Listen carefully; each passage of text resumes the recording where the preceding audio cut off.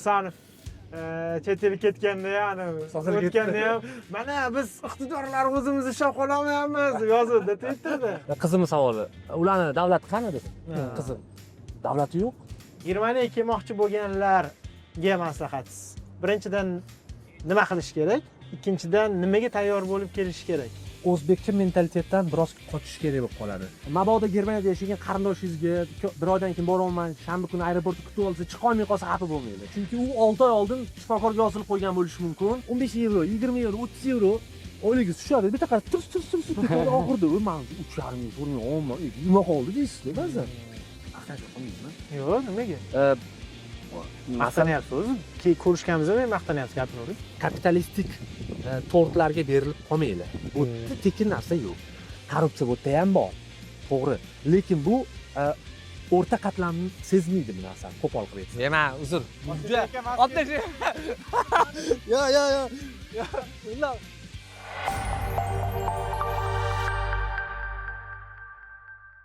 Boshladingmi? Tayyormisizlar o'rtoqlar? Ketdik. Tugadi, bo'ldi. Ko'rishdik. Qalaysiz endi aka? Yaxshimisiz? Charchamayapsizmi? Ha, maza qilib. Ko'rishib, gaplashib, qancha gaplashdik bundan oldin. Yozilmay qolgan qancha kadrlar qolib. Necha yillar dedingiz? 5 yil bo'lib qoldi. Nima keldingiz o'zi? Nima sabab bilan keldingiz? Bu aytilgan, lekin aytaveraman. Bu yangi tomoshabin bu yerda. Yangi tomoshabinlar uchun ma'lum hayotning shunaqa davri bo'ldi. Ba'zi narsalarni o'zgartira olmaslikka qo'limni ko'tardim. Keyin lokatsiyani o'zgartirdim. Ba'zi narsalarni o'zgartira olmaslik bu siz bilan bog'liqmi yo jamiyat? Jamiyat bilan bog'liq. Masalan, o'sha kechqurun u paytda kamera yo'q edi-ku, bunaqa kameralar ko'payib ketmagan. Kechqurun soat 3 da ham qizilda turadigan odatim bor meni. Xo'p. Mashinam ichida doim molxona bo'lardi, musor tashlamaslik uchun, navbatga turish uchun. Ya'ni yo'l harakatiga doim amal qilib yurardingiz, Doim. lekin sezilmayapti. Yo'q, qanaqasiga? Hozir anu elchixona oldidami? O'zbeklar qoladi. Shunaqa qoldi. Lekin o'tda mumkin o'zi qonun bo'yicha splashnoy. Ha, yo'q edi lekin. Yo'q edi, o'zi mumkin edi. Bir keskin manevr Keyin qildi.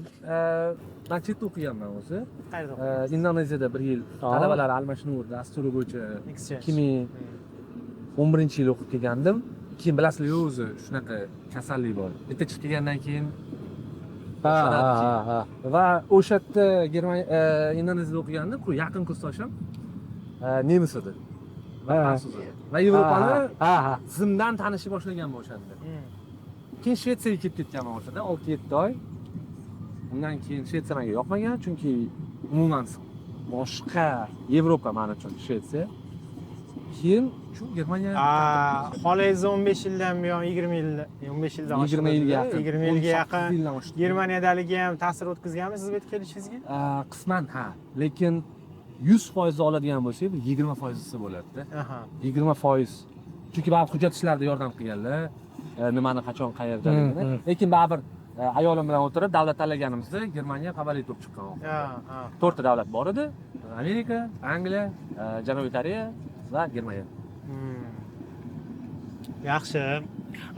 Hozir nima ish bilan shug'ullanyapsiz? Hozir maktabda o'qituvchiman. Ha. Qaysi maktab? Fritz Oyta shule. O'rta maktab. O'rta maktab deyiladi bu yerda. Nimadan o'qituvchisiz? Ingliz tili va tarixdan dars beraman. Toshkentda bitirganman, sharqshunoslik. Hozir universitet maqomi berilgan. Biz o'qigan paytda institut maqomi bor edi. Bakalavr va magistratura bosqichlarini Ta'minalishimidir. Fors, ingliz, arabni tugatganman men. U Toshkentda diplom bu yerda o'tadimi? O'tadi, o'tadi. Davlatlar o'tadi, davlat universitetlari. Nostrifikatsiya bari qanaqadir qilinadi, hujjat qilinadi. Tan oldirish, Amerikaning bosqichi deyiladi. Men o'sha bosqichdaman. Sal yengilroq baribir. Yengilroq baribir. Necha sinfga dars berasiz? 5, 6, 7 sinflarga. Mabodo bizani o'qituvchilar ko'rayotgan bo'lsa, Germaniyada ishlashingiz mumkin. Bu ofitsial va alohida maxsus dasturlar bor bu uchun. Misol uchun men aytaylik o'qituvchiman geografiyada. Nima qilishim kerak? Birinchi o'rinda til. C1 darajadagi nemis tili kerak. Nemis tili albatta. Albatta bu imkoni yo'q. Mana nemis tilida dars beriladi-yu. 6 ta bosqich bo'lsa tilda A1, A2, B1, B2, C1, C2. C2 bu o'sha mutashabbih deydi, ya'ni ona tili darajasi. Bu deyarli kerak bo'lmaydi. Ba'zi bir bundeslandlarda kerak. Bavariya bilan Baden-Württemberg C2 so'raydi. Germaniya 16 ga bo'lingan va 16 xil qonun. lekin eshikni taqillatishingiz uchun C1 nemis tili darajasidagi Yetadi. sertifikat qo'lingizda bo'lishi kerak va filologiya, tarjimonlik, pedagogika bo'yicha tugatgan bo'lsa, Germaniyada shunaqa qonun bor, o'qituvchi ikkita fandan dars beradi. Majburiy. Masalan, shunday ham institut tugatib chiqqan bo'lsangiz, ingliz tili, kimyodan dars berishingiz mumkin siz. Yoki siz tarix, sportdan dars berishingiz mumkin. Yoki aniq baribir ikkita fan bo'ladi sizda. Nimaga rad qilingan? Men shunaqa qonuni bor-da. Mani ingliz tilini tan olishgan, fors tili yo'q, endi ehtiyoji yo'q. Ehtiyoji yo'q. 38 ta fan bor, Germaniyaning maktablarida o'tiladigan. Uni ro'yxatida fors. O'sha ro'yxatda ingliz tili bor. Tarix yo'q. Tarix nimaga taklif qilishdi va soatlarim tarixga tushgani uchun tarixni oldim. Jahon tarixidan dars beraman. Jahon tarixi. Jahon tarixidan, nemis tilida. Nemis tilida. Xullas keyin C1 ni olganidan keyin diplomi demak kerakli joyga yuboriladi. Keyin o'sha jarayon boshlanib ketadi. Bu o'qituvchi ko'pmi o'zi o'zbekistonlik o'qituvchilar? O'zimni shaxsan bilishim bo'yicha 24 ta hozirchalik o'qituvchi bor va g'ururlanadigan joyi, mana shu joyga like bosib ketishdan esdan chiqmasa, maktab direktorlari bor. Zam direktori nima bo'ladi endi? Direktor o'rinbosarlari bor. Endi o'qituvchi juda ko'p. Matematika o'qituvchilari bor. Nemis tilidan dars beradi, qochoqlarga dars beradiganlar bor. 24 ta men taniydiganlarimni ro'yxatida. Hozir o'zi yo'lda ham bitta qizni ko'rdik-ku, bog'chada dada. O'qituvchiman, bog'chada o'qituvchiman. Odam bilan xursand bo'ldi. Yo'q, albatta xursand bo'ladi. Men o'sha kameraga yozilmay qoldi. Men buni doim maqtanib gapiraman. Shundaki, muhim aka, hayolingizga kelgan brendni kommentga yozinglar, men ham kiraman bu albatta chiqqandan keyin o'zim ko'rishim kerak-ku. Chiqsa hali, kelsa ishlasa, istalgan brendni yozinglar, Germaniyada bor. Katta brendlarni hammasida o'zbek ishlaydi. Mercedes-Benz'dan boshlab turib Audi'gacha, Tesla'dan boshlab Adidasgacha, Puma'da endi ishlash, Puma'da ham o'zbeklar bor. Bosch, Siemens, xullas juda ham ko'p o'zbek bor. Lekin men baribir hozir eshitib xursand bo'lyapman. Shifokorlar ko'payyapti degan gap bor edi. Masalan, o'qituvchilar ham bo'ladigan bo'lsa, bu ham menimcha yaxshi. Nima? Endi albatta ular O'zbekistonda ham kerak, lekin immigrantni yo'q, endi baribir xorijda ishlayotgan har bir o'zbek biz uchun juda ham katta plyus va men juda ham xohlayman. Bizda miyalar nima deydi, miyalar yo'qotilishi deb tarjima qilinadimi, shu aqlli insonlarni xorijga ketishini ko'pchilik fojia sifatida, katta fojia sifatida ham ko'radi. Misol uchun kimdir chet elga ketsa, hattoki futbolni tushunmaydiganlar Husanov chet elga ketganda ham, o'tganda ham mana biz iqtidorlar o'zimiz ushlab qololmayapmiz deb yozuvdi Twitterda. Asa hate bo'luvdi. O'shanga biz ya'ni o'zimizni ushlab qololmayapmiz degan bir gapni aytishadi-yu, lekin men to'g'risi xursand bo'laman. Sabab biz katta davlat bo'lyapmiz va biz endi sekin o'z ichki muammolarimizni sekin-astalik bilan qanday hal qilish mumkinligiga aqlimiz yetyapti, sal pulimiz ko'payyapti, muammolar to'g'ri qalashib yotibdi-yu, lekin baribir tashqari dunyo bilan bog'liqligimizni kuchaytiryapmiz, integratsiyamizni. PR yaxshi bo'lyapti. Xuddi shu nuqtai nazardan men o'ylayman, salkam 40 millionlik O'zbekistonning o'zidagi O'zbekiston aholisi va o'zbek millatiga mansub va xorijda boshqa yashayotganlar 50 milliondan oshiq bo'lsa,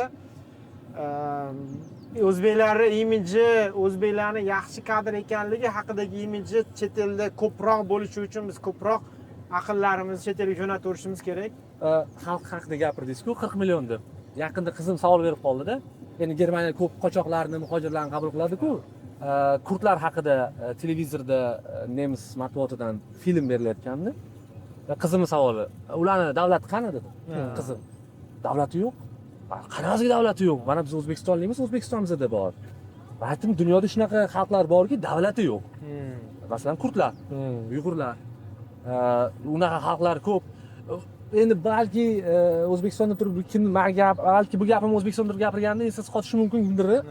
Lekin multikultur jamiyatda yashab turib, ishoning, qizimning savolidan keyin o'ylanib qoldim. Men davlatim bor, pasportim bor qo'limda. Voy, shoshib ketadi odam. Bilaman, kimdir bu narsaga nima deydi, esiz qotishi mumkin. Lekin davlatni bo'lishi ham 40 million deysiz. Ozga osonligi. 40 million-da. Kurdlarning o'zi ham shu 40 milliondan ortuvdi. Sochilib yotibdi. Katta davlat, katta davlatimiz, katta xalq xalqimiz o'zi. Xo'p, o'zi bu haqda yana ko'p gaplashdik-ku. Germaniyada o'zbek deganda birinchi kim ko'z oldiga keladi? Buni Nemislar oldida sizni kuzatuvlaringiz bo'yicha. shaxsiy kuzatuvlarim bo'yicha Masalan, siz o'zbekman desiz. ha. Endi ochiqchasiga aytaman. Hamma ham O'zbekiston tanish sal. Endi bu ochiq narsa. To'g'ri, Endi to'g'ri. hozir gapirsam aniq kelisha olingan degan narsa bo'lib qolmasin. Hamma ham tanimaydi, lekin Olif Scholz, ya'ni hozirgi kanslerdan oldin amalda bo'lgan, hokimiyatda bo'lgan Olif Scholz Shavkat Mirziyoyev bilan ko'plab kontrakt shartnomalar imzolagandi va o'shanda nemis matbuotida ancha PR qilindi. Shunaqa terminologiya bor. Istan Länder deyishadi, ya'ni istan davlatlar. O'zbekiston, Qozog'iston, Tojikiston, istan davlatlar deyishadi va men sport nima bo'ladi anaqa jim. Gimnastika. Yo'q, ana tosh ko'taradigan joy borku jim. Trenajyorniy zalda. Trenajyorniy zal. Xullas. Uzr endi. Trenajyor zali. Trenajyor zalida shug'ullanayotganimda Fitness joyi. fitness joyida shug'ullanayotganda o'sha yo'lakchalar bor, yuguradigan, 30 tasi turibdi, televizorda ko'rsatishganda. И qaradim, rostdan qaraganman shu narsaga. Qaradim, hamma kuzatyapti. Istan Länder, O'zbekiston, Deutschland, ya'ni Germaniya O'zbekistondan malakali kadrlar olib kelib qo'yish shartnomalari imzolandi. Medsestralar kelar ekan, qishloq xo'jalik kelar ekan. Endi ular bilmayman O'zbekiston. Mani yuzim boshqa millatga tortib ketadi birozdan. Keyin juda ham xursand bo'ldim. Qaysi portret, ya'ni migrant portreti deymiz. Eronlikligi, masalan, agar siz Muhrim aka kimdir ko'chada nemis sizdan so'ragan, nima millating Eronlik desa, injenermisan deydi-ku. Menda 1-2 marta bo'lgan bu narsa, doktormisan deb so'rab qolishdi. Ya'ni demak doktorlik yetarlicha, ya'ni shifokorlar ko'payib ketganda. Ya'ni siz O'zbekistonlikman deganingizdan keyin. O'zbekiston, shifokormisan degan. Hatto yo'q, shifokor emas, boshqa sohada. Mana ayolim shifokor. Baribir topmadim. Ardog'im degan. Tanishadi. Endi bilmadim bu qanchalar to'g'ri va noto'g'ri. Afg'oniston orqali bizni assotsiatsiya qilishadi-da. Endi Afg'oniston mashhurroq. Mashhurroq, tinchmisizlar deydi. Yo'q. Qachondir urush bo'lgan deganda, yo'q, sen Afg'onistonni oldisizlar-ku. Yo'q, sizga tinch rasmlar ko'rsatsam, anaqa nima desam ekan, g'alatiroq qarashadi. Ana Toshkent City'ni ko'rsatib qolsa. Ishonmaydi. Qarashadi, bu qanaqadir sun'iy idrok. Sun'iy intellektda sun'iy idrok. Shunaqa sezaman, sun'iy idrokda qilinganmi deb o'ylab qolgan reaksiyalarni sezgan. Endi Ishonmaydi. men uzoq yil marketingda ishlagan uchun odamlarni kuzatish ishimga aylanib qolganda. Qanaqadir g'alatiroq qaradi. Shunaqa. Lekin mashhur buvamiz, masalan, futbolni o'zi ancha PR qilyapti. Ancha PR qilyapti. Ancha. O'sha Abduqodir Husanov eslab o'tdik va hozir Bundesligada ham, birinchi ligada ham o'zbeklar bor masalan. Endi asosiy tarkibda emas, lekin bor. O'zi boya elchi bilan gaplashganda ham aytdik, yana bitta Husanov. Bavariyada bitta Husanovga o'xshagan bolamiz bo'lsa, ancha bizga. Yo'q, men o'shani o'yladim-da, jahon chempionatida endi omadimiz kelib, Alloh nasib etsa. Bo'lishi mumkin. Qanaqadir bir chorakda Germaniya bilan yo'qolsak, qolib yutib qo'ysak. Ana bu bir keyin izlab qoladi. O'zbekiston kimligi haqida. Endi o'sha gap to'g'ri ekan-da. Sport tez mashhur qiladi. Tez. Ana masalan, doktorlar bilan mashhur bo'lish uchun ancha yillar kerak. Bitta shifokor chiqish uchun 10 yil vaqt ketsa yaxshi. Uni malakali shifokor ekanligini xalq toki tan olgungacha. Tan olishi ham mayli, keyin u isbotlash kerak. Bitta исключениyani bitta favqulodda holat bo'lib qoldi deyish mumkin, lekin futbolda bu qiyin, chunki pul bor. U katta marketingga qurilgan, o'zini sota olmaydi va hokazo. Keyin buni so'rayman, lekin aytib beraman. Faqat so'rashim kerak. Pumada ishlagan o'zbek ayol bor. Iroda opa. Men juda ham qadrdonman. Bo'ldi, qadrdon bo'lsa. 20 yillik qadrdon. Karimova. Unda o'zingiz so'rab olasiz. Iroda opa menga aytgandilar, tanishib qolganimizda. Iroda opa bilgan o'tishini. Chunki men bir marta Pumani bosh ofisga borganman. Iroda opa keladilar-da, City'nikini oling deyiladi. Men City'ga qiziqmayman deyman. Olib keting. O'g'illik bo'lsangiz kiydirasiz. Men Real Madridga, aylanib, men tushunmaganman. Qatan, endi xayolimga kelibdimi? 3 oy o'rtadan vaqt o'tdi, tang chiqdi Iroda opa. Nimaga olmadingiz o'shani deyiladi. Nimaga olmadingiz deyiladi. Menga ham aytib berdi. Shunaqa bo'lgan. Abduqodir oldinroq anaga qilishgan. Puma bilan shartnomasi bor, boshqasi bor. Oldinroq bilishar ekanda. Shunaqa. Zo'r. Endi bilmaysiz, bilmaganingizdan keyin sizga ham hozir masalan ertaga kelib shunday ekan Murim aka Bavariyanikini Bavariyanikini oling desam Men olaman, ishonaman. to'g'risida agar Bavariyaniki nima o'zi Adidasmi? Adidas. Adidas. Adidasda ham kimdir bormi? Okalardan? bor Bo'ldi, okalardanmi, opaladanmi? Eshitish kerak, Ha, o'ydan so'rab turishimiz kerak. qanday kirishingiz kerakda uchun Ha. Xo'p, Germaniyaga kelmoqchi bo'lganlarga maslahatingiz. Nimaga birinchidan nima qilish kerak? Ikkinchidan nimaga tayyor bo'lib kelish kerak? Ya'ni ruhan. tilimga soch chiqdi degan ibora bor. Mana meni kichkina kanalchalarim bor. Til Aha. til bu bizani bu yerdagi ota-onamizda. Hamma eshiklarni ochadigan universal kalit. Ha. Hozir kimdir til kursi reklamasi ketsa bo'ladi mana shu Blitz Blitz. o'quv markaziga gaplashganmiz. bo'ldi. Podkastimiz homiylarida Blitz bu. shu sonimiz Shu soniga mayli shu joyni kesib olib, как раз ketadi. Til o'rganinglar, Blitz o'rganinglar esishdi. Til o'rganish kerak aka. Sababi Germaniya umuman o'zi Germaniya Yevroittifoqning lokomotivi, dunyoni va 4-chi, hozir 4-chi adashmasam iqtisodiyoti. Til, hamma eshikning tili ochadi bu yerda. Sababi mana o'qituvchilikka til, shifokorlikka til. Sababi hozir kimdir aytishi mumkin, ingliz tili bilan bo'lmaydi, bo'ladi. Xalqaro kasblar bor uchun. Mana IT bo'lishi mumkin. Hozir endi men X tashmasin yana. Endi to'g'ri, masalan, to'g'ri aytyapsiz. Misol uchun o'qituvchilik va Ha, shifokorlik bu mahalliy aholi bilan doimiy aloqada, Muloqotga aloqada kirishadi. bo'ladigan va unga ingliz tili kerak. Kerak. Endi qarang, mana sizdan bosh muharrirsiz aka. Endi Edi, ha. edingizmi? Ha. Sobiq. Ha. Mayli. Mayli, muharrir. Mana o'zini Muhrim kanalida bosh muharrir. o'sha kanalingizga aytaylik, amerikalik kelib qoldi, ishga olgin deb, shunaqa davrlar kelib qoldi deydi. Ha, ha. U o'zbek tilini bilmaydi masalan. Siz qanaqa u maqola yozasiz sahifangizda? Oddiy narsada, hozir kimdir aytishi mumkin, to'g'ri, nelegal ishlayotganlar ham bor, lekin ular asosiy masalani tashkil qila olmaydi. Uzoq muddatli migratsiya uchun albatta til kerak. Qo'shni bilan gaplashishga til kerak. Bolani vaqti boshiga olib borasizmi? Tarbiyasi buzilib ketadi deyshadi. O'qituvchi bilan gaplashish kerakmi? Til. Hujjatlar bor. Til. Ko'tarilishingiz kerakmi? Til. Boshlig'ingiz nemismi? Til. Til. Endi bu bilmadim, bu juda oddiy gap aslida. Endi buni aytish ham bir g'alati bo'ladimi o'zi? Til o'rgangan. Hammani maslahati ham shu. O'sha hali hazil qildik-ku, o'sha Blitz o'quv markazi rahbari bilan syomkadan oldin gaplashdik, ya'ni kelishimizdan oldin. Endi u bizning sonimizga nima deydi? Homiylik qilaman bir soniya dedi va o'zini rejalarini gaplashdik. O'shanda ham aytayapti-da, biz faqat nemis tili o'qitamiz, boshqa umuman hech narsa o'qitmaymiz. Aqlli odam. Faqat nemis tiliga ixtisoslashganmiz. Va yetkazmoqchi bo'lgan gapim o'zi nimaga homiylik qilyapsiz? Men sotuvni oshirish emas. Ya'ni shu Lolazor sonidan keyin menga 100 ta, 1000 ta klient keladi emas. Niyatim unda emas. Niyatim men o'zim o'ylayotgan messaj yetkazish. Ya'ni iltimos, yoshlar, 17-18 yoshlar yoshlar til o'rganinglar, qiyin emas, hozir qiyin emas deyapti-da. Kuyinib ketaman. Hozir mana o'zim Germaniyada yashaganman deyapti. Ayni hozir sizlarning yoshinglarda bu qiyin emas. Ozgina nimadandir voz kechinglar, lekin bu orqali juda ko'p eshikni ochasizlar. Mayli, aynan nemis tilini o'rganishingiz ham shart emas deyapti. Meni o'quv markazimga kelishinglar ham shart emas, nemis tilini o'rganishinglar ham shart emas.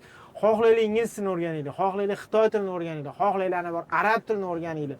Til o'rganinglar, iltimos, shuni bir yetkazing. Juda ham ko'p ko'raman endi anaqalari filiallari ko'p ekan, qayerlarda filiallarimiz bor desam shu Vodiyda, Andijon, Farg'onada, Samarqand, yaqinda Qarshida ochayotgan ekan. Hududlarga boraman. To'g'risi ko'p yoshlar o'tkazayotgan vaqtini, behudaga o'tkazayotgan vaqtini ko'rib, ana qilib ketaman. Bo'ladi-yu, odam qilib ketadi-yu, nima qilish? Qani sani vaqting menda bo'lsa degan. Nima qilish bilmaysan, uni bir urib yoki bir gapga solib, bir narsa qilib to'g'ri yo'lga boshlay olmaysan. Nimadir voqealar, ibratli gaplarni aytasan, tushunmaydi. Bo'ladi, odam o'zing jiyaningga ba'zan gaping o'tmaydi, o'zing farzandingga gaping o'tmasligi mumkin. Shuni deydi, nima qilishni bilmayman, shuni deydi bir yetkazmoqchiman degan bir fikrini aytdi, kuyib pishib. O'yladim, menimcha bu hammamiz dardimiz shu, albatta kerak, juda ham kerak. Ikkinchisidan aytib ketsam mayli? Ikkinchisi, agar buni o'zbekistonliklar ko'rayotgan bo'lsa, katta ehtimol bilan uzoq muddatli iyerarxiyaga tayyorlanib kelishsin Germaniya uchun. Ya'ni subordinatsiya nuqtai nazaridan u tomonlama ham, ya'ni mana sababini hozircha topa olmadim shunday qilib. Germaniya bilan Amerika Qo'shma Shtatlarini bitta qozonda qaynatishadi-da. Mana Amerika orzusi bor-ku, birdaniga bordi, trak haydadi yoki nimadir qildi, qanaqa bir summaga erishib qoldi. Germaniyani sistemasi iyerarxiya bo'yicha tuzilganda ko'p narsalar. Ya'ni ma'lum oylik bor, o'sha 5-10 ming oylik bor, yo'q emas. Yillar bor uni yetib boradigan. Armiya sistemasiga o'xshaydi-da. Mana 5 yil ishlasangiz leytenantsiz, yana 5 yil ishladingiz keyin katta leytenant. Birdan mayor ola olmaysan baribir. Ya bo'lishi mumkin. Endi juda zo'r bo'lsa. 10 mingdan bir chiqar. Yo, u o'zi kapitan bo'lishi ham kerak O'zbekiston o'zida ham. To'g'ri. Ya'ni bilim nuqtai nazaridan o'zi zo'r bo'lib kelsa, bitta bo'lishi mumkin. Va o'zbekcha mentalitetdan biroz qochish kerak bo'lib qoladi. Qanaqa mentalitet? Mana masalan, o'zbekchilikda ana bizda tez hal qilishda miyamizda zapas variant bo'ladi-ku doim. Ha, variant, bir variant. Klantdan pul kelmay qolsa deydi. Bizda endi biz ana o'rtada yashaganmiz-ku doim. Ana chorrahadamiz-ku, savdogarlik bizda ana kuchli. Germaniyada ishlamaydi shu narsa birozgina. Masalan, hujjatsiz to'g'rilamoqchimisiz, boshqa ishga o'tmoqchimisiz, 6 oy muddatdan oldin harakat boshlanadi. Chunki siz boshqa ishga o'tishingiz uchun ana tibbiyot sug'urtani o'zgartirishingiz kerak, moshinaning kreditini o'zgartirishingiz, yana bir 38 ta dokument o'zgartirishingiz kerak, uchun 6 oy muddat kerak. O'zbekchasiga qanaqa o'ylaymiz? Aka o'zim bir nima qilamiz. Ko'pincha shunaqa bo'ladi. Shart bugun arizani yozib ketamiz deb, bu yoqda ishim bor. Ya bittasi bilan tilmoq qilgan, nima degan? Mana shunaqa qildim. Yo, ulardan. Seni misolingdan-chi. Tilmoq qilganda, aka degan, shu boshqa yo'llari yo'qmi degan. Nima yo'li bor? UPga podarka tashlab ketinglar degan. Va aytgan, aka, shu buzmaylik, qo'ying. Shu narsani noto'g'ri-ku bu. То есть, ya'ni sistemani ishlab turishiga ham shu narsa sababchi. Ya'ni to'g'ri qog'ozi ko'p. Germaniyani byurokratik davlat deyshadi. Nemislar o'zi noliydi bu narsadan. Lekin bir tomondan shu sistema uchun ham ishlaydi. Masalan, hujjatsiz yubordingiz, bilasiz 3 oyda javob keladi. Lekin keladi shu 3 oyda javob. Bilasiz, aniq keladi. Masalan, 4-oyga o'tib ketib qolmaydi, lekin 1-oyda kelmaydi. Shu oxirida shu 90-kun emas, 88-89da keladi. Lekin 95-kunga o'tib ketib qolish sal qiyin bo'ladi. Bu bizda bir parchasi bor ekan, lekin bu tizimni Afroshopga bilet olishdi. 2 oy oldindan rejalashtirib. Yo'q. Germaniya borku, mana o'zingiz nemisni o'ylab topdim. Lasbekka DJ oldilarmi? 2028-yildagi konsertmi nimadirni? 27-yilga Taylor Swift'ga 1 yildan keyin. 1 yildan keyingisini emas, sizlar hayron qoldinglar. Mana shu juda normal holat. Masalan, bolani tug'ilishini ham reja qilinishi, uni kim bog'chaga berish, qaysi bog'chaga berish, budjet ajratilishi, hamma narsa shu 1 yil oldinda ketaveradi. Masalan, agar yana bitta narsa qo'shib ketay, bilaman ko'p gapirib yubordim. Mabodo Germaniyada yashagan qarindoshingizga bir oydan keyin boraman, shanba kuni aeroportda kutib olsa, chiqa olmay qolsa xafa bo'lmaydi. Chunki u 6 oy oldin shifokorga yozilib qo'ygan bo'lishi mumkin yoki 5 oy oldin servisga yozilib. Yo'q, endi bilaman kulgilik eshitiladi. Bu Ronald Reagan'da anekdotini haqiqatda bu. Avetgacha bitta. Lekin bu haqiqat aka. Ba'zi bir tanishlarimiz xafa bo'lib qoldi, lekin masalan men o'zimga zarar qilib qo'yaman. Chunki men 6 oy, 5 oy oldin yozib qo'yganman. Hozir uni men 3 soat aeroportdan kutib olishim uchun 6 oylik kutish davrim qurbon qilinadi. 6 oyga cho'ziladi. Va yana nimadir 6 oyga yana qo'shimcha olaman. Olamanmi yo'qmi uni ham bilmayman. Chunki bir martagina отказ berilsa, uni birinchidan shtraf kelib qolishi mumkin. Agar shunaqa kontraktda bo'lsa, agar kelmagan taqdirda ham ikkinchi marta uzoqroq otib oladi. То есть shu 6 oyda emasda 8 oyga otib oladi. Sizni yuraverasiz aniqa. O'sha xolangiz bilan gaplashganda ham syomkaga tushmadimi joyi? Aytib berdim mana bitta o'zim yaqin akam bordi, savdo tizimida ishlaydi. Germaniyaga kelmoqchi bo'lganda bittaga hamkorga yozgan. Yilni boshlarida bir aytaylik fevralda. Men degan mayda boraman, nechinchidir may aytaylik, 6-may deylik. 6-may kuni boradigan bo'ldim degan, masalan, ertalab soat 7:30 da aeroportga tushar ekanman. Bo'ldi, tushundim, qabul, men o'zim chiqib kutib olaman deganda. Lekin suhbat oxirida o'zbekcha gap bor, hammada ham og'izga hali o'rnashib qolgan gap. Yo'q. Ha, yana yaqinlashgan yana gaplasharmiz deydi. Ha. U shunaqa yozgan. Ha, bo'pti, mayli, yaqinlashgan yana gaplasharmiz, nemis so'rayotganmiz. Nimani gaplashamiz? Gaplash bo'ldik-ku. Ha, gaplash bo'ldi. Yo, endi yaqin qolganda, bir haftalik qolganda yana boryapman deb senga aytib qo'yaman. Boraman deding-ku, deyapti. Nemis tushunmayapti. Nimani gaplashamiz? Mana qara, 6-mayda 7:30 da kelaman dedik. Bo'ldi, men bo'laman o'sha yerda. U fevralda bo'layapti deydi. nechidir oldim. Yo, endi bizda shunaqa o'zbekchilik, yana yaqinlashgansiz. Mentalitet. Yo, nimani gaplashamiz endi? Yana nimani gaplashamiz? Keyin miyam urib qoldi, ha bo'pti dedim deydi. Misol uchun bizda bu aniqda, bu oldindan aytishingiz kerak. Yana ham eslatib qo'yish kerak. Misol uchun menga fevral oyida kimdir mayda nimadir ish qilaman desa, men hatto xotiramga saqlamayman bu informatsiya. Chunki yaqinlarga aytsa, jinnimisan deyman, o'zini urishaman.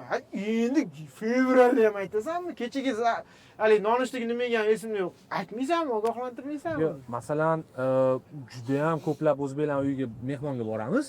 Hammani muzlatkichini oldida katta kalendar turibdi. Yozib qo'yilgan, dekabr oyi mana bunda konsertga boradi, iyunda O'zbekistonga borib keladi. Ya'ni moslashgan. Endi jamiyat bizda kamchilik-ku. To'g'ri. Kamchilik doim ko'pchilikka bo'ysunadi. To'g'ri. Balki bizda ministrlar chiqib qolib, bu xonani atmay qolsa. O'zgarib ketadi, lekin ungacha bu sistema baribir yashaydi.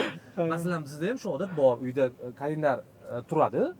Hamma o'zinikini yozib ketaveradi. Masalan, xolodilnikni oldiga kelib, masalan, qizimni to'garagiga mana borishimiz kerak yoki masalan, siz bilan gaplashdim aka. Qachon ko'rishamiz aka, boshqa ish kunni shanba kuni bo'ldi, siz bilanmiz, xudo xohlasa. Siz yana so'raydingiz mendan 2 marta. Men o'yladim, siz tushunmay qolsiz deb o'yladim birinchi. Siz yana ketasizmi dedingiz-ku? Qancha o'tirasiz deysiz. Men aytdim, yo'q aka, sizlar bilanman da konsertda dedim-ku. Hali oshxonada. Xullas aytmoqchi bo'lgan narsam, isteymizmi yo'qmi, shu koloritli o'tishi boshlar ekan. O'tadi. Keyin yomon tarafi ham bor. Qarindoshlarda ba'zan yoki yaqin tanishlarda endi u boshqacha ko'rgan-ku meni yoki o'sha o'zbekni. Xudo xolasa ko'rishamiz degan. Endi bu yerda yashagandan keyin bu koloritlik o'tadi, isteydimi yo'qmi, o'zini esidan chiqib ketib qolgan bo'ladi, lekin olgan shu jamiyatda bitta narsasini. Shunaqa muomala qilsan o'zingga kimni yarsan o, deyni emassan-ku deydi. Yana ham bitta anaqa xafagarchiliklarni keltirib chiqaradi. Keyin bizda xafagarchilik ortiqcha emotsional gruz deydi men uchun.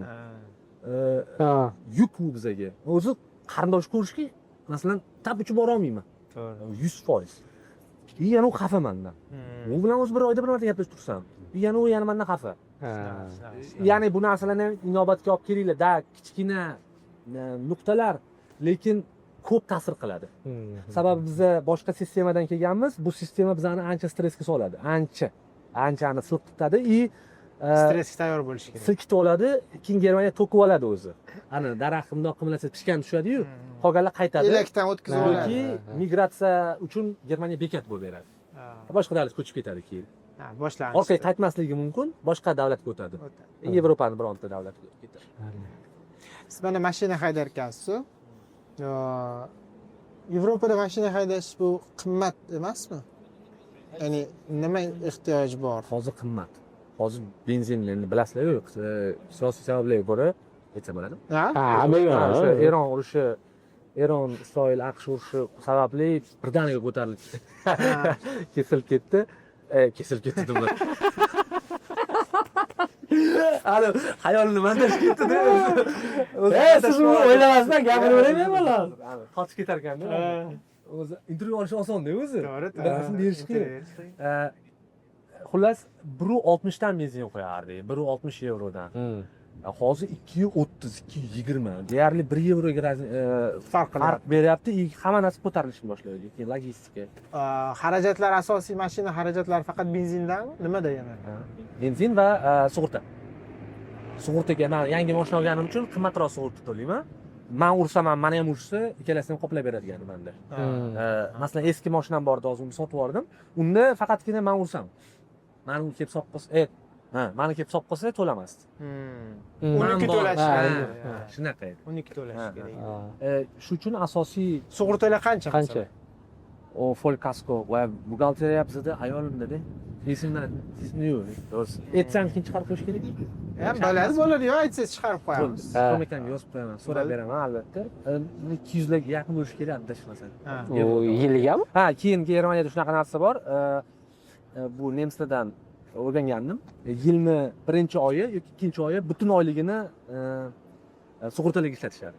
Endi shunaqa, ba'zi bir oilalar shunaqa qilishadi. Chegirma yutib oladi-da, 1 yildan oldindan to'lab qo'yadi. Birinchi, ikkinchi oy sal kamroq kamroq narsalarda qoladi puli. Ha. Masalan, tish sug'urtasi, boshqa sug'urtalar bor, pensiya sug'urtalari bor, boshqa oldindan to'lab qo'yadi 1 yillikni. Shuni hisobiga 30-40%, endi so'qini 5-6 ta sug'urtadan yaxshi pulga yechiladi. Zo'r. Shundan voz kechadi. Shu birinchi, ikkinchi oyligini shularga atavoradi, zato 10 oy oyligi toza. Sababi undan Ishtasi olish. Qani 15 yevro, 20 yevro, 30 yevro oyligi tushadi. Bitta qarab turs ketadi oxirida. Men 3,5 ming, 4 ming olma, nima qoldi deysiz ba'zan. Germaniyadasiz lekin. Shuna. O'sha aytganlaringizga qancha pul ketadi o'zi sug'urtalaringizga? Qanaqa sug'urtalar bor o'zi? Maqtanch qilmaydimi? Yo'q, nimaga? Maqtanyapsiz o'zi. Ko'rishganimizda men maqtanyapsiz gapiravering. Bo'pti. Biza qo'shimcha qarilik uchun sug'urta, biz endi oilaviy shunaqa to'laymiz yana. Qarilik uchun sug'urta nima kiradi? Nima deydi uni? Pensiyani oladi. Pensiya. Yo, pensiya bo'ladi. Pensiyami? O'sha davlat pensiyasi bor, to'g'rimi? U majburiy oladi. Xo'p. Lekin men unga ishonmayman. Ya'ni u inflyatsiyaga ishonmayman. Shuning uchun men o'zimga ham yig'ib boraman. Chunki men deklaratsiya orqali налогdan yana qaytaraman pulimni o'zimga. Ya'ni biz xotin yana alohida o'zimiz uchun shunaqa jamg'arib borlariga pensiya deydi. Alohidasi. Unga alohida xuddi shunaqa. Tish sug'urta bor. Xotinimda ham, menda ham. Qimmatmi u? 30 ga yaqin bitta menga to'laymiz oyiga. Oyiga. 30 Yevro to'layman. Ha. Keyin qizimniki bor. U foydalansangiz, foydalanmasangiz, u mamlakat tuzilgan. Birinchi yil 2000 gacha yopadi, ikkinchi yil 3000, to'rtinchi yil 4000, beshinchi yil 5000, oltinchi yil VIP. Ha. Lekin majburiy 2 yilligi bor. To'lab yurasiz. Masalan kirib qo'ydingiz bilmasdan. 2 yil 24 oy bo'lib pulingizni oladi. 2 yildan keyin aytasiz, "Bratan, menga to'g'ri kelmadi, ketaman." Lekin 2 yil davri pulingizni oladi. Tish sug'urtasi bor menda. Bu majburiy emas, lekin meni tishimda muammolarim bo'lgani uchun qildirib qo'yganmiz. Masalan, ayolim oxirgi marta tishini qildirdi, 950 yevrolik anaqa keldi bitta tishi uchun. Shot keldi. O'sha hisob keldi, sug'urta qoplab ketdi masalan.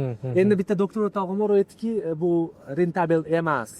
Sababi necha marta qildirasan tishingni dedi. Bu endi genetika bilan bog'liq. Agar genetika zo'r bo'lsa, shart emas. Shart emas. Agar qizim uchun pul anaqa qilamiz, bu ham yig'ib borasiz. Shunaqa o'ziga yig'ilish uchun. Bu albatta muhim. Biz buni ko'p gaplashganmiz, ya'ni farzandlar uchun jamg'arma yig'inglar deb. Men o'zimni misolimni aytaman. Mana men ko'pchilik biladi, ko'p marta aytganman buni. O'g'lim uchun har juma kuni anaqa ochib qo'yganman hisob raqam, o'shanga pul tashlayman. Bir xil summani har juma, har hafta. Endi qizim Lolazorni ko'radigan yoshgacha, menimcha yosh ancha katta bo'lish kerak. Lekin o'zi bilmaydi masalan. O'zida umuman xabari yo'q, chunki moliyaviy bu narsalar men aytmagan ma'qul deb o'ylayman. Masalan 18 kirgandan qolsa, shu. O'z maqsad shu. Undan tashqari, ayolimda shunaqa sug'urta turi bor. Burnout sug'urta deyiladi. Kasbiy kuyish bo'ladimi endi? Burnout ham bor ichida va bu doktorlarning ichida juda mashhur. Ishsiz qolib ketsa ham, bu boshqa. Ishdan charchab qolsa. Ishdan kuyib qolishingiz mumkin. Masalan, ishga bormaysiz, bo'ldi, sizga shifokorlik qorong'u. Masalan, qo'lingiz ishga bormaydi, boshlig'ingizni ko'rsangiz qo'rqasiz. Shunaqa davr bo'ladi. Psixologik bosim bo'ladi. Bu bitta turi. Ikkinchisi bor, Xudo ko'rsatmasin, kasbiy sabab ishlolmay qolsangiz, oxirgi olgan oyligingiz butun umr sizga to'lanib boriladi. Shunaqa sug'urta turi bor. Bu aynan katta oylik oladiganlar qildirishadi odatda bu narsani. O'qituvchilarda ham bor qilishadi. Endi bu kasbiy biror xudo ko'rsatmasin halokat bilan masalan, aytaylik, operatsiya qilyapti, infeksiya o'tib qoldi. Masalan, bo'ldi ishlolmaslik yoki qattiq nima deb qo'lini kesib yubordi xirurg. Masalan, qo'l ishlamaydi, lekin o'ng qo'lda qiladi operatsiya. Bo'ldi, kasbim anaqa nigodin u. O'sha oxirgi oyligidan kelib chiqib turib, o'sha sudmedekspertizasi qilinadi. O'sha to'lab kelgan summasi o'ziga ishlatiladi keyin. Butun umr shuni boqadi, korоче-da, qo'llab. Buni kimlar qiladi odatda? O'sha yuqori oylik oladiganlar shunaqalar ko'pincha qilishadi. Xo'p, yana nima bor edi? Buni aytdim, uni aytdim. Keyin davlatning majburiy sug'urtalari bor. O'sha sog'liqnikini oladi, yarmini ish beruvchi to'laydi, sog'liq sug'urtasi yarmini biz to'laymiz. Pensiyani aytdim, podoходный daromad solig'i bor. Yana nima bor edi? Cherkov solig'ini men to'lamayman. musulmon ekanligimizni aytsa, Ha, yo'q. Cherkov solig'i degan narsa ham bor. bor. Cherkov solig'i bor alohida haligacha. Lekin radio solig'i to'laysiz. Majburiy. Ha. Ha, bu ham majburiy. Qancha to'laysiz? Voy, Yangidan so'raymiz. Buxgalter bilan. Ha, okey. hujjatlar Yozib qo'yamiz. Yoki restoranda bir 700 euro shunaqa deyishdi-yu. ular chunki boshqacha Ha. foydalanadi. Ular Yuridik shaxsda. korporativ to'laydi. Yana bir qiziq ma'lumotdir balki bu. Germaniyada onlayn bo'lmagan 2 million yaqin odam bor. Zo'r gap-a? Onlayn bo'lmagan. Ha. Hayotida onlayn bo'lmaganda. Ha. O'shalarni 58% shu soliqni to'lashmaydi deyarli. Chunki uni uyida radio ham yo'q, televizor ham yo'q, u isbotlab beradi. Siz ham isbotlaysiz bo'ladi. U uchun siz Qanaqa o'rmonda yashaydimi ular? shunaqa joylarda yashashadi. Shu 2 million odam bor shunaqa. Yo'q, 2 million yaqin onlayn bo'lmagan odam bor. Ha. Shularni 58% ga yaqini deyiladi. Radio solig'idan ozod qilingan. U uchun siz politsiyaga xat berasiz, keyin ular kelib uyingizni tekshirib ko'radi. Haqiqatda kabel kelmaganmi uyingizga, televizor, haqiqatda sizda radio Telefon narsalar ham yo'q. ishlatmaydi. Telefon ham bo'lmasligi kerak u uchun. U hozir aytaman, anu qatlami nima derdi? Amerikada ham yashaydi-yu, svetlardan qochib yashashadi-yu. Qorong'i tushsa ham sham yoqib uxlaydigan qatlam bor-ku.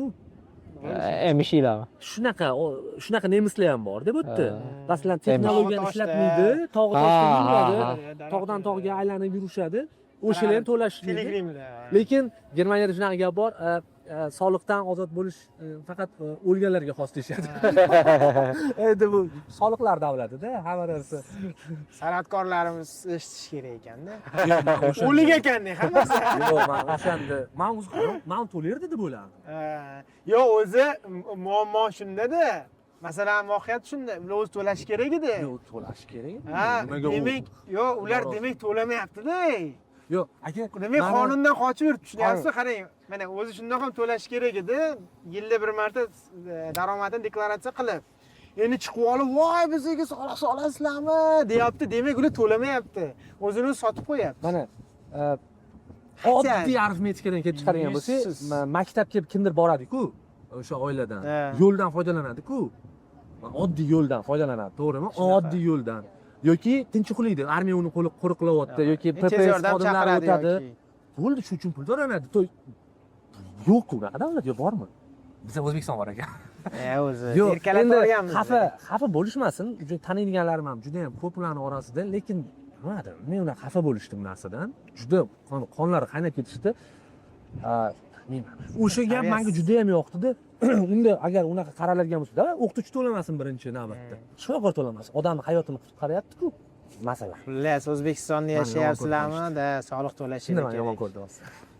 Qarshi. Men unaqalarni davlat shu davlatda yashab, shu davlatda siz aytgan hamma shu nima deydi, imkoniyatlardan foydalanib, tinch totuv yashayotgan va yana ochiqchasiga soliq to'lashdan bosh tortayotgan yoki to'lamaslikni xohlayotgan, to'lamaslikka da'vat qilayotgan, undan qochishga urinayotganlari uzru san'atkorlar misolida shunchaki muttaham deb o'ylayman, hisoblayman.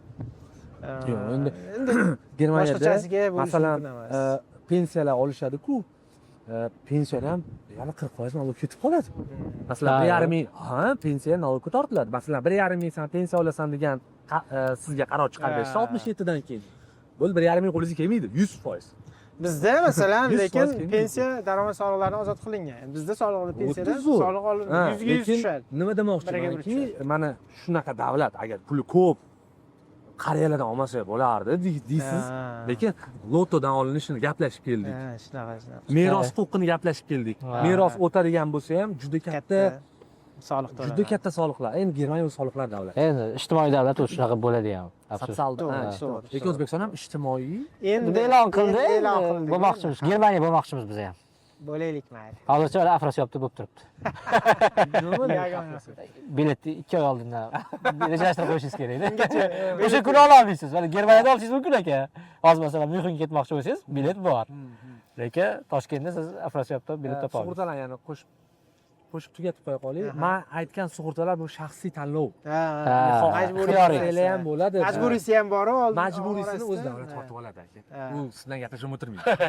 Uzr aka. So'rab o'tirmaydi. Ani rozimisiz, Kerakmi, rozimisiz, ani unaqa qaralmaydi. Ishlatasanmi, Yo'q, shart tortib oladi. Viza berayotganimiz tagiga yozilgan, ko'rmabsan deydi. Ha, bu официальный mashinist Germaniyada bor shunaqa. Qanaqa? rasmiy mashinistlar ishadi. Qizim bu. Yo'q, nima aytyapsiz? Masalan, juda ham ko'p o'zbeklar tushishadi bunga. Rasmiy firibgarlik bor-da Germaniyada. Bu ko'pincha chet elliklarga bo'ladi. Sotuviy kompaniyalar tomonidan 0 iPhone berishchi. Hamma keladigan Ausbildungga, o'qishga ishga keladigan hamma birinchi tushadigan birinchi yamasi mana shu 0% da iPhone olish bo'ladi. Hamma bor, birinchi kallani o'sha qilib qo'yadi. Nima bo'ladi? Mana qarang. Mana iPhonening narxi 10 so'm deydi, 10 yevro deymiz. To'g'rimi? Ko'chadan sotasiz 10 yevroga sotib olasiz.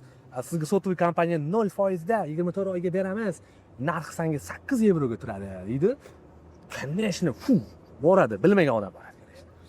Siz sotuviy kompaniyadan telefon olganingizdan keyin albatta sizga sim karta qo'shadimi? To'g'rimi? Sim karta narxi 1 yevro. Boshlanishida sizga 16 variantli kontrakt beradi. U o'zbekchasini odam o'qimaydi-yu o'zi. Siz nemischasini o'qiysizmi aka? O'qiysizmi? Men o'qimayman masalan. O'sha kontraktni nechinchidir bandida kichkina, yomon qiladi bular. Kichkinacha yozib qo'ygan bo'ladi.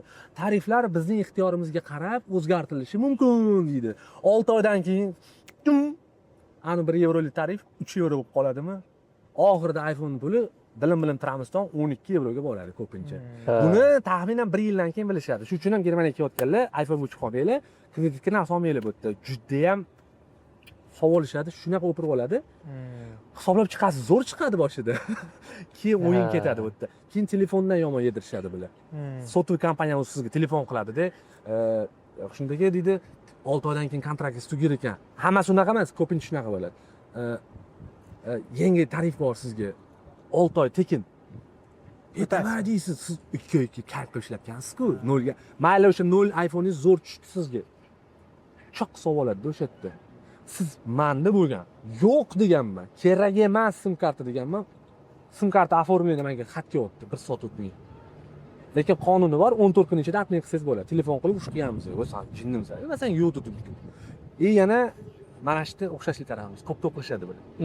Bu bunga tepadi. Ha, bu bunga tepadi, bu bunga tepadi. Oxirida agar tilingizni berib qo'ysangiz, nemis tilingizni. Bo'ldi, siz pul to'lab yuraverasiz. Shuning uchun ham kredit narsa olmanglar, kelib olish bilan sal aqlinglarni yig'ib, sal kapitalistik tortlarga berilib qolmanglar. Bu tekin narsa yo'q. Tekin narsa o'sha o'tibamiz aytgan qattiq bo'ladi ekan. O'sha yerda. Qopqonda bo'ladi. Tekin ishda qopqonda bo'ladi. Charcharsiz. Necha kundami? Yo'q, 5 kun bo'ldimi, 6 kun bo'ldi. Yaxshi. Shu narsaga berilib qolmanglar. Bu juda ham muhim. Qotib yeb qo'yadi bu. Germaniyada endi iqtisodchilarning gapi bu. Faqatgina uy bo'lishi mumkin. Yaxshi investitsiya. Chunki o'sha dempingdirmidi? Ipoteka doim Inflyatsiya. O'sha demping hisobiga, naloglarni qaytarib olish hisobiga zo'r chiqishi mumkin oxirida. Imtiyozli kreditlar bor-da yosh oilalar uchun. Subsidiya.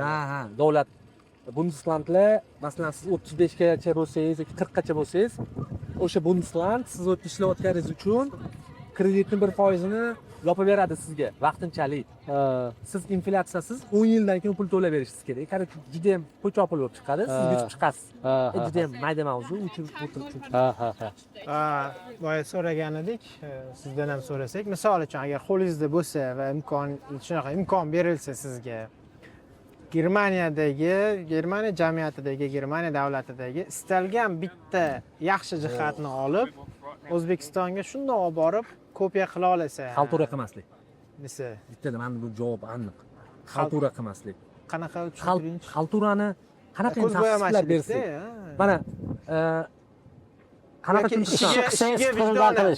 agar shu bizani hozir ko'rayotganlar orasida insofli odam ko'rayotgan bo'lsa bizani, nechidir foizi ish vaqtida ko'ryapti shuni. Shuni hozir yozsin, insofi bo'lsa. Insofi bo'lsa agar o'lib qolmagan bo'lsa yoki impotent bo'lmasa insofi. Aniq bilaman ish vaqtida yozyapti va aniq noto'g'ri deysiz-da. Kimdir haqqiga xiyonat qilmayaptimi? U masalan muhrim ekan qo'lda ishlayapman. Ko'ravering. 8 soat uchun pul to'layapti-ku, to'g'rimi? To'g'ri. To'g'rimi aka? Yo bu hozir kimdir meni savalamasin bu gapim uchun. Masalan, men aytsamchi, men shunaqa ishxonada ishlaymanki, O'zbekistonda Jinurgul bizni 8 gacha, kechqurun 9-10 gacha ushlab o'tirishadi desam. Ketsin boshqa ishga. Endi bu yerda Germaniya turib aytish osonda. Men qilganman-ku. Men o'zimda nimaga bu narsalarni katta gapira olaman aka? Masalan, men tanigan, bilgan odam bilan men davlat ishida ishlab ko'rganman, xususiy sektorda ham ishlaganman. boshqasi ham shu ko'rgan. Menda shu jur'at juda etgan. qiyin anaqada. Ya'ni hammaga tushish qiyin. Hamma ko'pligiga tushmaydi demoqchimisiz? Uni bilib aqlim yetmaydi. Xo'p, demak, xalturani olib tashladim. Birinchi o'rinda. Sababi mana qarang. Oka rosti mana Germaniyada yashayotgan odamlar ham ko'radi, xudo xolasa buni. O'shalar akalar yozinglar, meni bitta o'zim yolg'izlanib qolmay. Nemislar bor-ku, asosiy qismi, bularning hammasi top zo'r emas. Asosiy qism xalqi shunaqa. Mana ish payti bor-ku, robotga o'xshab qoladi, deyman aka. Ba'zan aytaman, bu seni kim tuqqan deb qolaman ba'zan-da. Ani ko'cha supuruvchi bor-ku. Namlab ketsa bo'ladi. Men oldin yashagan joyim eng tepa etajda yashardim-da. Past ko'rinadi, ular meni ko'ra olmaydi. Men ko'rardim, shu supurib o'tib ketsa bo'ladi. Men qilardim shu ishni. Uyalmayman. Endi to'g'risi men qilardim aka. Shuni egin tozalaysiz aka. Burchak bo'lmasa. To'g'ri, солдатский служба idiot bo'lishi mumkin, lekin aka to'g'ri o'sha burchagiga hech kim ko'z tushmaydi. Ya'ni shu yerda insof narsasi bor, ya'ni o'sha 8 soat uchun qurbonlik bor. Qanaqadir o'sha 8 soat uchun. Va sizni videongizni ko'rdim. Amir Temur haqidagisiz. Men kommentarni yozdim. Hamma o'zim sohasida ishlashgan. To'g'ri. Mana o'zingizlar kelib ko'rdinglar, mana Germaniyada kim nima ishlayotgan bo'lsa, hammasi sohasi bo'yicha ishlayapti. Hech ko'rdinglarmi, shifokor taksi qilayotganini? Yoki ko'rdingizmi, davlat ishlayotgan odam chiqib turib magazin ochib olganini? Korrupsiya bu yerda ham bor. To'g'ri. Lekin bu o'rta qatlamni sezmaydi bu narsani, qo'pol qilib aytsam. Bor bu yerda ham korrupsiya. Formasi boshqa, yuqori, juda katta-da. Maishiy korrupsiya yo'q. Kambag'al va o'rta qatlam buni seza olmaydi. Buni boy qatlam sezadi. Boylarning urushida bu, o'rta qatlam seza olmaydi. Ko'chirish imkoniyati bo'lsa, bularning ham o'ziga yarasha noqisliklari, kamchiliklari yetarlicha olish mumkin bo'lsa, o'sha ishga bo'lgan muhabbatni 8 soatini olgan bo'ladi. Yaponiya haqidagi sonimizda Zulfiqor Musoqov zo'r voqeani aytib beramiz. Yaponiyaga borsam deydi, biz ham o'sha savolni berganmiz-da. Zulfiqor Musoqov ham taxminan shunaqa javob bergan. Siz bilan bir xil javob bergan. Yaponiyaga borsam deydi, yomg'ir yog'yapti deydi. Jala quyapti, chelaklab quyapti deydi. Bog'bon deydi, gullaga suv qo'yadigan bog'bon, qarasam suv quyapti deydi. O'zi yog'yapti o'zi. Yog'yapti. Voy, endi tinimsiz suv quyapti deydi. Keyin dedim, mana sherigim bilan bordim deb so'radim, jinnimisan, yomg'ir yog'yapti, jala quyapti. Sen nima suv quyapsan desa, ishim-ku bu. Tosh yog'sa ham, nima qilsa ham meni ishim, mana shu suv quyish meni ishim. Men o'zim ishimni qilyapman, ishimni qilishim kerak deb javob beryapti. Shuning uchun ham bu narsani o'zimni kanallarimda ham aytaman. Chiqadimi bilmadim. Ya'ni Lolazorni ko'radiganlarni upgrade intellektual qatlam ko'p ko'radi, men bilaman. Hozir menga intellektual odam o'tib qolsa zora. Men ko'p aytaman bu gapni. O'zbekistondagi 8 soat bilan Germaniyadagi 8 soat ikki xil. Iltimos, Germaniyada yashayotganlar ko'rsanglar shuni aytib ketinglar. 2 xil 8 soat. Germaniyada masalan fabrikada ishlayapsiz, o'rtada telefonga qarab qo'yasiz. Kimdir kelib turib, boshqa ko'rib qoladi. Tepada kamera bor demaydi sizga ko'pchilik. Prosta oilangiz kam chiqib qoladi. Yo'q, uchib ketasiz ishdan. Bo'ldi, siz bilan kelib turib, voy Eshmatjon O'zbekistondan kelib bu qovli qilish kerak, keyin otajon qilib, butun mahallam yo'qotib turib, anta pap qilish kerak, men bunga yordam qilishim kerak demaydi-da. Endi unaqa o'ylamaydi. Butun dunyo bilish kerak, sen ota-onangga narsa qilganingni demaydi-da. Biz sizni uchib yuboradi yoki oilangiz kamroq chiqadi. Tamom. Ya'ni 2 xil 8 soat bor. O'sha xaltura hisobiga mana ba'zan bitta yashayotgan o'zbeklar gaplashamiz-da. Kelmoqchi bo'lgan o'zbeklar aytadi, shanba-yakshanba qo'shimcha ish qilsak bo'ladimi deyishadi-da. Biz aytamiz, sabrinchi 5 kun ishlab ko'r. Sababi to'g'ri soat, boshqa 8 soatda. Ezib qo'yadi. Aka, men maktabdan kelaman borku, o'g'il bolaga. Xonamga kiraman, eshik qilsam, shub tashlayman 1 soat. Adashmasam Abdulla Qahhordan bitta gap bor edi. Sen ishiga yarasha maosh bera olmayotgan bo'lsang, xodimlar maoshiga yarasha ishlaydi degan. Balki bu maosh miqdori, topish, daromad bilan bog'liq emasmikin? Fikringiz. Ya'ni Germaniyada to'g'ridan shunga yarasha 5000 euro olishadi, 6000 euro olishadi. Biz 5 million so'm olamiz, 6 million so'm olamiz. Bu 500 euro ham emas. Deyishsa-chi. Bunga ham javob bor. yaxshi kadr hamma joyda kerak. Mana Lolazorda chiqqanlarda ham ko'rganman, boshqa biznes podkastlarda ham ko'rganman. Biznes boshliqlari biznesini topshirgan odam topa olmay yurgan aytadi. Kadr yo'q O'zbekistonda. Men aytaman 40 million odam ichida joyga odam topa olgan. Yoki Lazbek tasnif. Necha yil anaqa ba'zi joylarda aytdilar, odam topolmayman, odam topolmayman. Doim kadr qidiradi. Qadr qidiryapti. Nimaga? Chunki yo'q o'shanaqa odam. Ishlaydigan odam yo'q. Men o'ylaymanki, bu muqaddas kitoblarda ham kelgan, adolat qilingan joyda baraka kelishi diniga bog'liq emasligi kelgan muqaddas kitoblarda. Ya'ni sen adolatingni qilib qo'yaver, bo'ldi, ketaveradi. Sen 8 soat ishlab qo'y, baribir qattiq ko'radi uni kimdir. Sen 8 soat o'sha aytgandek Yaponga o'xshab suvingni qo'y, adolat bor. Men ishonaman bu narsaga, lekin adolat ham nisbiy tushuncha. Kimdir baribir ko'radi. Chunki Xudodan adolati baribir cheksizda, uni qoldirmaydi. Masalan, siz tarixingizda ham bu joyni qo'ymaysizlarmi? Komment yozdim o'zingizga. Nimaga siz ham tepkilardan o'tib kelgansiz? Propiska masalalari, balovatlar, boshqa o'ziga yarasha hamma o'tadi bu narsadan. Kimdir просто yarmidan sasib yuradi, ming'ir qilib, kimdir o'zgartiradi, kimdir o'zgartirmaydi. Baribir hayoti o'tyapti. Pul bilan bog'liqligiga kelsak aka. Yana qaytaraman. Bular ham ideal emas, bular ham to'g'ri kirsa gullikni kelmaydi. To'g'risi. Sizga o'xshagan odam, bir xil nafsimiz. Faqatgina bitta narsada farqlanamiz. O'sha 8 soat. Menicha 8 soat. O'sha 8 soatda chunki bularni ota bobosi shunaqa qildi. Bularni nevarasi endi mazza qilib yashayapti. Endi to'g'ri hozir kimdir siyosatshunoslar hozir aytib qolishi mumkin, Marshall rejasi, lekin shu Marshall rejasini ko'targanda xalq men shunaqa deb o'ylayman. O'sha pullarni ishlatishganda to'g'ri joyga. Bu uchun ham odam kerak bo'ladi-ku. Buning uchun ham vijdon ham kerak. To'g'ri joy ishlatish. Hozir bu narsa yo'qolib ketdi, lekin oldin nemislar aytib berishardi. Men qishloqda yashaganman-ku, sut sotib olardim, kartoshkalar ochib turadi, olib ketsa bo'lardi. Oldingi shaharda shunaqa edi. Haligacha qishloqlarda bor. Ya'ni olmaydi. Va ortiqchasini olmasligiga besh ketaman. Mana tekin narsa ko'chada tarqatiladi-yu. Kuzating prosta. Lekin xohlagan gapini qo'shib ketaman. Boyligi bor. Boy bo'lgani uchun ham baribir ta'sir qiladi. To'g'ri. Chunki qorin to'ygandan keyin ma'naviyat boshlanadi. Qorin to'ygandan keyin odam aqlli bo'lib qoladi, zo'r gaplarni gapirgisi kelib qoladi. Bu ham ta'sir qiladi. Bular ham lekin bizga o'xshab 500-600 yevrolik davrda yashagan hamda. Yashagan-ku. Lekin o'sha davrda ham 8 soatga xiyonat qilmasdan, sidqi dildan xaltura qilmagani uchun hozir 5000-6000 yevrolik davlatga aylangan. Ya'ni bularni qiyinchiligi, og'irligi bizanikidan ham ikkinchi jahon urushidan keyin battar bo'lgan-ku demoqchiman. Ya'ni shu xalq kam pul topsa ham, ko'p pul topsa ham ishiga sadoqat bo'lgani uchun, jamiyatga xiyonat qilmagani uchun yana oyoqqa turib gigantga aylangandi. Yaponlar ham xuddi shunaqa-da. Qizimdan ikkalasi ham o'xshashligini qarang, ikkalasi ham urushda yutqizgan. Rasvo bo'lgan, bittasiga atom tushgan, bittasi yerni tekisib tashlashgan, bo'lib olishgan. Bo'lib olishganda, lekin ikkalasi ham qayta gigantga aylana olgan va bu yaqin 50 yil ichida bo'lgan. Balki kam pul topyapman, shuning uchun menga mumkin degan xaltura qilish deganini o'ylaganida bular yuksala olmasmidi? Qizimdan misol boshlayman. Men o'zbek kanallarini ulanganman.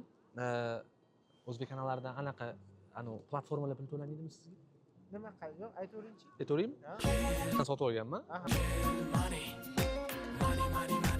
Hamma kanaldan sotib olganman. O'zbeklar ko'pchilik sotib oladi. Lekin chopib tashlang agar. Sotib olgan. Aynan faqat o'zbekcha ko'ramiz. Bolalar ko'rsin, eshitsin deyman-da. Men qizim aytgan aka, mana shu bo'lgan hodisa. O'zbekiston buncha boy deydi. Nimaga unaqa deyapsan? Uylarini qarang, abo'ylar bor, bizaniki oppoq, stollarini qarang, zo'r narsalar bor, to'ylarini qarang, mashinalarni qarang deydi. Qizim gapirgan gapi. O'zi qizim O'zbekistonda tug'ilgan, lekin maktabda, bog'chada shu yerda. Ya'ni illyuziyada shunaqa ko'ryapti. U bola aldolmaydi-ku. Nima demoqchi? Men uning gapidan xulosa chiqarganmanki, balki bizda keraksiz rasxodlar ko'pdir. Jamiyat uchun isbotlanadigan narsalar balki ko'pdir. Hamda bog'lar. Qarang odamlar maza qilib yurishini. O'pkasi, shahar o'pkasi. Bog'lar ko'p-a? Juda ko'p. Ozgina yurasan, park. Endi bunga ikki tomonlama qarayman aka, to'g'risini aytsam. Dunyoni ifloslantiradigan davlatlar ro'yxati bor-ku. Bittasi Germaniya o'zi. Eng ko'p. Endi qaytish boshlayapti. Dunyoni o'sha atmosferani buzadigan davlatlar ro'yxatida o'sha hamma rivojlangan davlatlar tuzadi o'zi. Aslida bu paradoks narsadir. Bu narsaga chuqur, chunki men bu tarafni ham o'qib ko'rganman-da. Shunga yarasha bu ham bir kompensatsiya. Kompensatsiya to'g'ri, endi daraxtni juda ham yaxshi ko'rishadi. Zelinni, yashillikni juda sevishadi-da. Hamma shu uyga, to'rtta joy bo'lsa ham nimadir ekib qo'yaversa-da, shunaqa odatda bor. Bu narsa begona emas bizga. Men dodamni eslayman. Dodamlarda shunaqa edi. Nimagadir shu o'rta pokoleniyadan buyog'iga balki shaharlarga o'tib shunaqa bo'lib ketdi. Masalan, men eslayman kichkinaligimda dodam ham rahmatli shu bunchaga joy bo'lsa piyoz ekib qo'yardilar-da. Ya'ni nimadir cho'pisini topib qo'yardi. Nega? Balki qishloqlarda bordir. Daraxt sevarligimiz nimaga yo'qoldi demoqchisizda? Daraxt terrori ko'p bo'ldi-yu. Men shunaqa deb nomlayman. Kessanglar ham mayli. Daraxt terrori deyman men buni. Men buni boshqacha oqla olmayman, chunki sen kim uchun buni kesding? Mayli seni bolang o'ta yashamas. Mayli seni bolang yashamasligiga men ko'pincha ishonaman. Katta ehtimol bilan yashamasa kerak. Sen nimaga uni boshqani bolasi uchun kesib tashlading? Sen qo'rqmaysanmi birovni hayotidan? Sen birovni narsasini kesding-ku. Senga ruxsat ber. To'g'ri, hozir sonlar kelganda insof chekinadi deydi-yu. Ishonmayman men. Nimaga seni soqqing ko'p bo'lish uchun, seni kimdir yanida yashash uchun nimaga ana 300 ta odam o'pka kasalligini o'ziga orttirish kerak? Nima u ayb qildi sen uchun? Sen o'lmaysanmi deb o'ylayman. Faqat shunaqa degim keladi. Sen o'lmaysanmi sen? Sen 100 yil yashaysanmi yoki? Yema, uzr.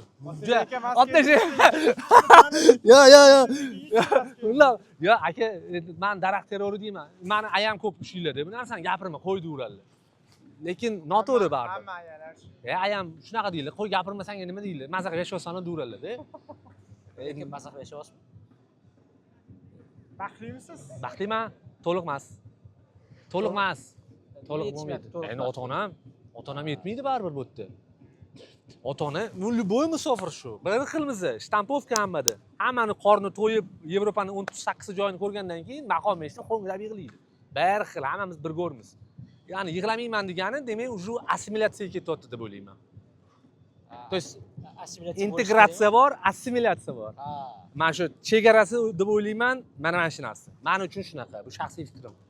Assimilyatsiya ketdi yoqqa, shu integratsiya moslashish, lekin o'rtada parda turadi. Men shunaqa deb o'ylayman. Assimilyatsiya bo'lish kerakmi? Yo, men uni hal qila olmayman. Uni o'zim tanlovi, assimilyatsiya qilsa Sizni fikringiz.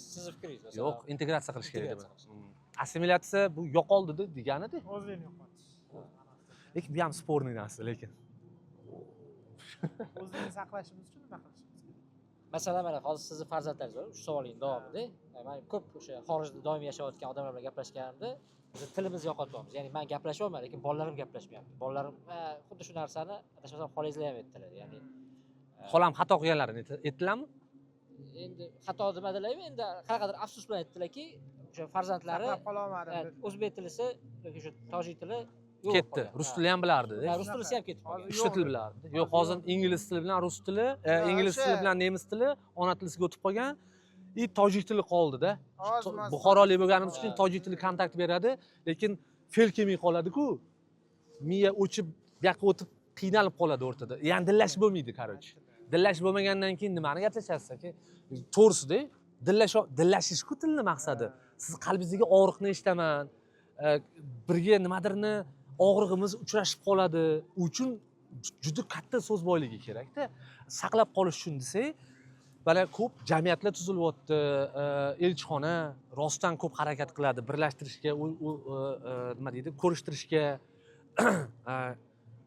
Keyin nemislarning o'zi ham aytadi, bo'lmagan gap shu, ko'pchilik qayerdandir o'ylanib tarqab ketdi informatsiya, tilni rivojlantirish uchun o'sha joyda, o'sha tilni, o'sha joyni tilda gapirsin degan gap qayerdandir puflashni boshlashdi. Yo'q bu narsa. Nemis psixologlari, bolalar psixologini o'zi aytadi. Oilangda qaysi til dominant bo'lib kelgan bo'lsa, shunda gaplash. Qilma o'zingcha aqlli. Sababi bola tak siz ham 8 soat bog'chada, 8 soat maktabda o'rganib oladi. Sizdan zo'r o'rganadi. Qizim mendan zo'r gapiradi. Men unga o'xshagan 30 ta bolaga dars o'taman, u mendan zo'r gapiradi. Saqlab qolish uchun qonun qoida 100% eshikdan kirildi yoki bizda faqat o'zbek tilida. O'zbek tili. So'zi kelmay qolsa tarjima qilib beramiz. To'g'ri, g'alizligi bor, ravon emas. masalan ayam ana kuni urushib berdilar, bir hafta gaplashmadilar men bilan. Men unga o'zbekcha kitob berib o'qitdim. O'zbek tilida o harfi bor-ku, nemis tilida o harfi yo'q. Uy bor, ö bor. O'qiy olmayapti, aksent bilan chiqyapti. Ayam xafa bo'lib bir hafta gaplashmadilar men bilan. Ha, sen nima qilibording dedilar. Nimaga buni qo'yding shu internetga dedilar-da. Men uni sarkazm deb tushunaman o'zim uchun. Qizimni o'ziga ko'rsataman-da, qara sen qanaqa rasvo gapiryapsan o'zbek tilida. Gaplash bizlar bilan. O'zbekcha multik otalar so'zida bitta o'zbekdan o'rganganman. Otalar so'zini har yakshanba kuni 3 soat bolalarga majburiy qo'yib berar ekan. Bitta narsa olsa ham yetarli shu dedilar. Demak, Hurjon bitta narsa olsin otalar so'zidan men roziman shundan dedilar. Shu aka bilan tanishgandan keyin men ham keyin otalar so'zi qo'yadigan bo'ldim. Lekin qizimni bergan bitta savoli bo'ldi. Nimaga faqat kelin bilan Yangisini emas, eskisini qo'yib beryapsiz otalar so'zi? Yo'q, men yangilarini qo'yib berganman-da. Pomidorrimi? O'shanda qizim bergan savol aytaymi? Nimaga hadeb kelin bilan qaynona urushaveradi degandi. Nimaga hadeb kelin bilan qaynona urushadi? Nimaga siz Ikkilari ham shu edi, lekin o'g'li faqat dialoglar sal yaxshiroq bo'lishi mumkin, mantiqliroq bo'lishi mumkin. shu o'zlikni saqlab qolish bu meni gapim emas, mendan katta yaxshi kontent kerak ekanda endi o'zbekchada. kitoblar chiqarishyapti o'zbeklar hozir. Nemis o'zbek ertaklari bor. Sitorapa mabodo ko'rayotgan bo'lsa, Sitorapa degan ayol borlar, o'zlari finansist bolalariga kitob topa olmagan ekanlar o'zbek tilida. Nemischa ham bo'lsin, o'zbekcha qadriyatli. То есть erta o'zbekcha, lekin nemis tilida. Tarjimasi ham tagida turadi. Shuni biz o'qib berganmiz. Yana nima? Keyin bayramlarga tortish. Bayram. Kontent to'g'ri. Yaxshi kontent muhim ekanda. Ya'ni kimgadir nimadir kerak bo'lib qolsa, o'zi qilishiga to'g'ri kelyapti-da. Ha, o'zi qildi, to'ppa-to'g'ri o'sha Gap faqat O'zbekiston haqida ham emas ekanda, O'zbekistondagi xorijliklarga ham juda muhim ekan. Turklar shunaqa-yu. Turklarni bilasizmi? Ha, etaymi shartmas? Aytavering. Etaymi? Turklarda bu narsa zo'r tashkil qilingan.